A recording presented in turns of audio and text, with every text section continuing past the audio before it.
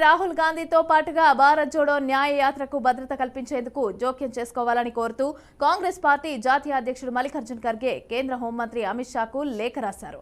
గౌహతి నగర సరిహద్దులో అస్సాం పోలీసు సిబ్బందితో రాహుల్ సహా కాంగ్రెస్ కార్యకర్తలు ఘర్షణ పడిన తర్వాత ఈ లేఖ రాశారు. అయితే నిన్న భారత్ జోడో న్యాయ యాత్ర సందర్భంగా కాంగ్రెస్ కార్యకర్తలు బ్యారికేడ్లను తొలగించి గౌహతిలోకి ప్రవేశించినప్పుడు కాంగ్రెస్ బీజేపీ పార్టీల మధ్య ఘర్షణ వాతావరణం నెలకొందని పేర్కొన్నారు.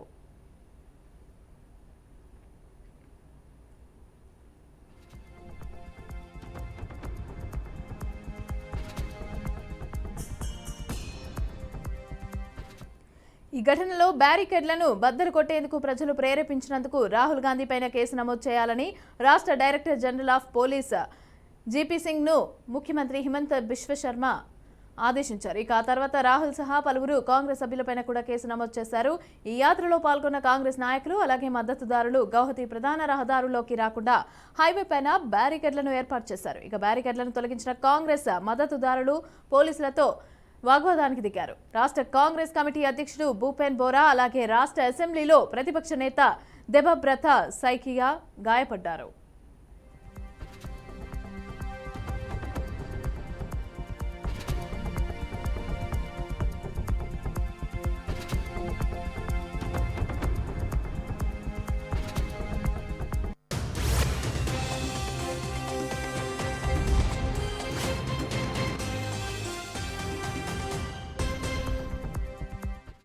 ఇక అస్సాం పోలీసులు తగిన భద్రత కల్పించడంలో విఫలమయ్యారని హోంమంత్రికి రాసిన లేఖలో ఖర్గే పేర్కొన్నారు.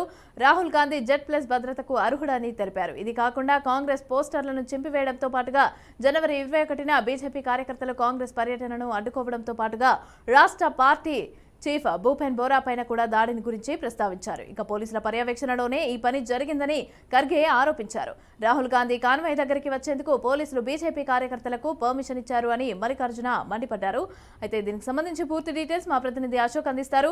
అశోక్, చెప్పండి, ఈ భద్రతా లోపాలకు సంబంధించి అయితే కేంద్ర హోంమంత్రి అమిత్ షాకి అయితే ఖర్గే లేఖ రాయడం జరిగింది. అలాగే అందులో ఇలా Z+ కేటగిరీ ఉంది, అయినా అది కల్పించలేదు అనేసి అని చెప్పి కూడా మాట్లాడడం జరిగింది. అయితే దీనికి సంబంధించి డీటెయిల్స్ ఎలా ఉన్నాయి? సో ప్రతిభ, అస్సాంలో ప్రస్తుతం భారత్ జోడో న్యాయ యాత్ర రాహుల్ గాంధీది కొనసాగుతుంది. సో రాహుల్ గాంధీ అస్సాంలో ఎంటర్ అయినప్పటి నుంచి భారత్ జోడో యాత్ర రాజకీయాలను వేడెక్కించి చెప్పుకోవాలి. ఇప్పుడు ఏదైతే అస్సాంలో ప్రస్తుతం కొనసాగుతున్న నేపథ్యంలో ఆయనకు సెక్యూరిటీ Z+ సెక్యూరిటీ ఏర్పాటు చేయాలంటూ కాంగ్రెస్ చీఫ్ మల్లికార్జున్ ఖర్గే అమిత్ షాకు లేఖ రాశారు. ఎందుకంటే అస్సాంలో ఎంట్రీ అయినప్పటి నుంచి రాహుల్ గాంధీని యాత్రను అడ్డుకోవడానికి అక్కడ అన్ని విధాలుగా ప్రయత్నిస్తున్నారు. ముఖ్యంగా పోలీసులే రాహుల్ గాంధీ పైన కక్ష కట్టి ఆయనను అరెస్ట్ చేసి ఆయనను న్యాయయాత్రను ముందుకు సాగకుండా చేయాలనే ప్రయత్నం చేస్తున్నారంటూ ఆయన ఆరోపించారు.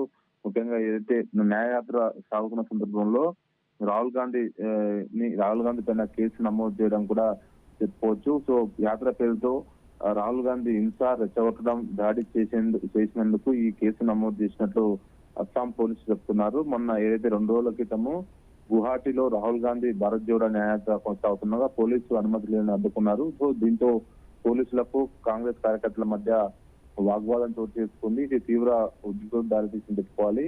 సో అస్సాంలో ఘర్షణలకు సృష్టించినందుకు గాను కాంగ్రెస్ రాహుల్ గాంధీ పైన సహా పలువురు ఆ రాష్ట్రానికి సంబంధించిన కాంగ్రెస్ చీఫ్ పైన కూడా పోలీసులు కేసు నమోదు చేశారు. స్వయంగా సీఎం హిమంత బిశ్వ శర్మ కూడా దీనిపైన హెచ్చరించారు. సో ఇది మేము ఈ హింసకు పాల్పడితే మాత్రం మేము ఊరుకునే లేదైతే బస్సులో కేసు నమోదు చేస్తామంటూ ఆయన స్పష్టం చేశారు. సో దీనిపైన ఏదైతే భారత్ జోడో న్యాయయాత్రలో ఏదైతే రాహుల్ గాంధీ, కేసీ వేణుగోపాల్, కన్హయ్య కుమార్, ఇతర పార్టీ నేతల పైన కూడా కేసు నమోదు తెలిపారు. సో దీనిపైన కాంగ్రెస్ పార్టీ అయితే స్పందించింది.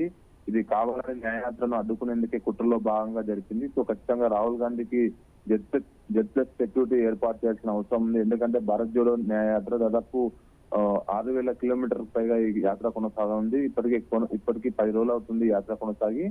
సో అనేక మణిపూర్ లో ఫస్ట్ స్టార్ట్ అయిన తర్వాత ఇప్పుడు అస్సాంలో 2 రోజుల నుంచి అస్సాంలో కొనసాగుతుంది. ఇట్లా మొత్తం పశ్చిమ తీరం నుంచి ఉత్తర భారతదేశము, అదేవిధంగా చివరికి తూర్పులో ముంబైలో ఈ యాత్ర మోయనుంది. సో మొత్తం దాదాపు ఒక 2 నెలల పాటు ఈ యాత్ర ఉంటుంది కాబట్టి ఆయనకు సెక్యూరిటీ ఇవ్వాలి, లేని పక్షంలో ఇబ్బందులు ఎదురవుతాయి.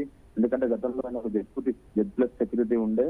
సో 2 సంవత్సరాల క్రితము జెడ్ ప్లస్ సెక్యూరిటీ తీసేసి కేవలము సిఆర్పిఎఫ్ బలగాలు మాత్రమే ఇప్పుడు ఆయన సెక్యూరిటీ ఉన్నారు. సో గతంలో ఉన్నట్లే జెడ్ ప్లస్ సెక్యూరిటీ ఇవ్వాలంటూ మల్లికార్జున ఖర్గే అమిత్ షాకు లేఖ రాశారు. మరి చూడాలి మరి కేంద్ర ప్రభుత్వం ఏ విధంగా దీనిపై నిర్ణయం తీసుకుంటుందో. Right, thank you Ashok, thanks for the details.